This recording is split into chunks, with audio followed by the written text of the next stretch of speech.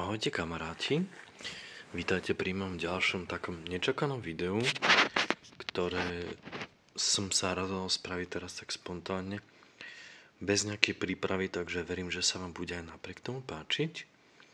No a začneme, rovno vidíte, že blázen sú to máčené také tie chrumkavé trubičky v čokoláde mliečnej. Konkrétne, vidíte, oblátkové trubičky polomáčené v mliečnej čokoláde, cukor, rastlinný tuk, kakaové maslo, mlieko a tak ďalej a tak ďalej. No, ja už túto bázen firmu však teda nielen ja, ale vy určite poznáte. Je známa dlhodobo, myslím, že sú to Nemci, ak sa nemýlim. Rakúšania nie však, ale si to skontrolujú, čiže áno. Hannover, Nemecko. Že keby si chceli adresu. No a ideme na takú malú ochutnávku. Práve som došiel domov, som si spravil kávu. No a čo ku káve? Takúto dobrotu. Ak ste pravda, že na sladké, no.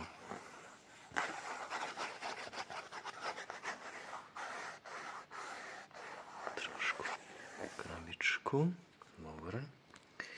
Ospravedlňujem sa za to hýbanie trošku rukou, lebo nemám to momentálne na statíve, takže ak vám to nevadí, ale verím, že nie. No. A ideme otvoriť. Dobre.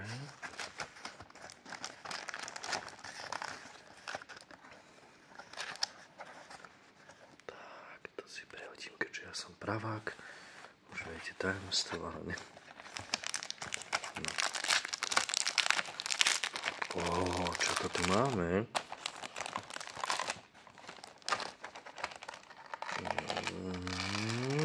Olala.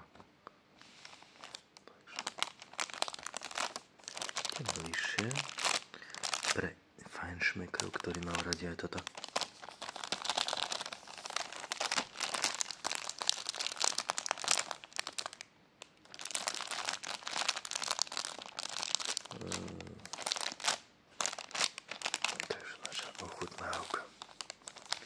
Sa mi páči, ako je to pekne zoradené.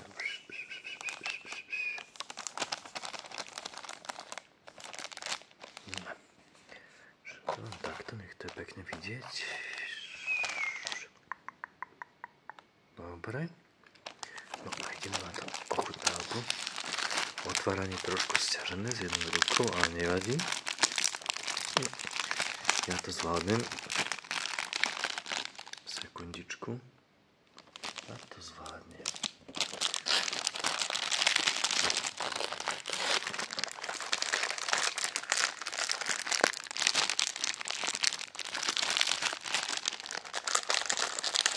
No, tí Nemci to dobre zabalili, ale už to máme otvorené. Trošku s jednou rukou predsa. A na budúce, keď budem niečo takéto natáčať, tak si dám statív. Ale väčšinou však tieto videa robím so statívom. No. Takže. Idem bližšie k tomu. Jaj, ten nádhera. Zrite na to. Možno som vám spravil chuť práve. Čo vy na to? Dobre. Zoberiem si túto. Nech sa vám páči, aj vám jednu ďalšiu len sa ponúknite a ideme na ochutnávku. Idem na toto, nemám tu tanierik, ale verím, že mňa nebude nejaké omrvinky, ale aby ste aj počuli, keď to odkusnem, dobre?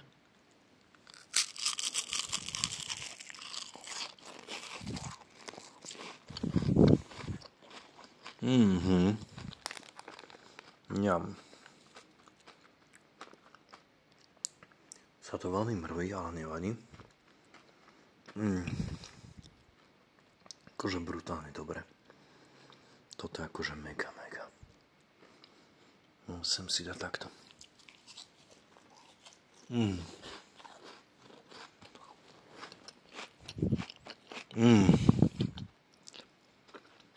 Ňam. Bože, to. Jaj. Akože fakt. Cukor treba. Stačí zatiaľ jedna. Mám tu ešte tú kávu.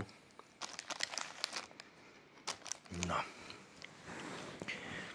Takže ochutnávka vynikajúca, keďže ja poznám tento produkt. A reklama to nie je žiadna.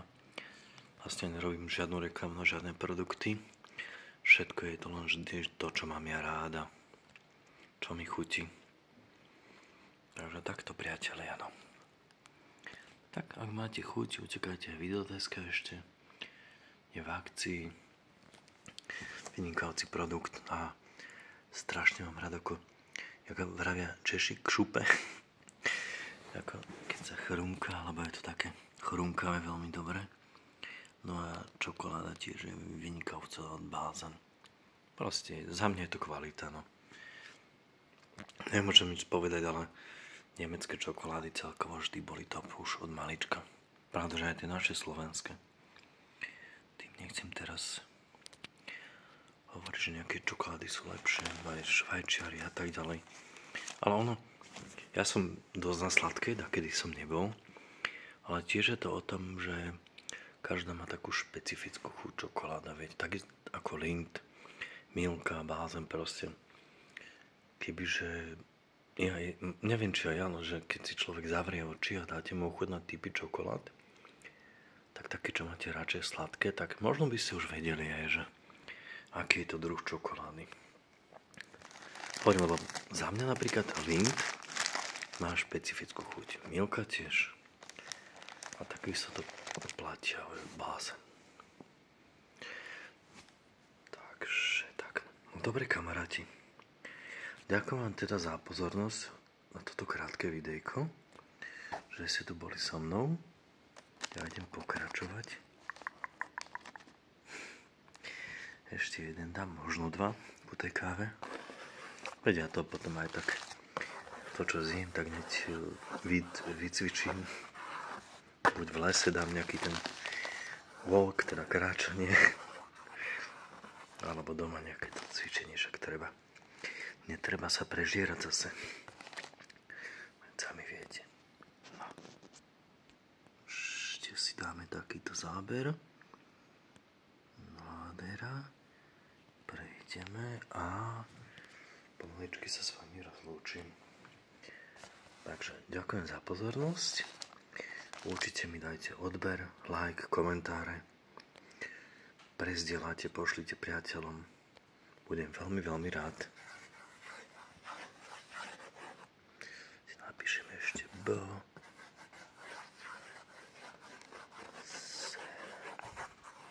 Hop. Dobre. Takže ďakujem za pozornosť. No a majte ešte krásny zvyšok dňa, večera, rána, kdekoľvek ste, s kým ste a akákoľvek hodina. Čaute.